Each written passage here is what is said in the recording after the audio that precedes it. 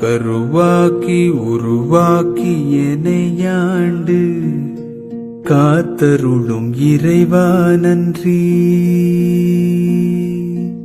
எங்கும் நிறைந்தோனே எல்லை இலாதானே, எங்கேயும் எப்போதும் என் குலம் காப்பவனே.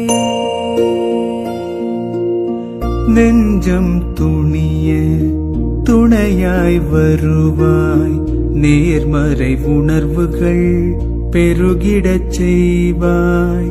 உடலில் உறுதியை பெரிதாய் தருவாய், உனை உணரும் அறிவை என்னுள்ளருள்வாய்.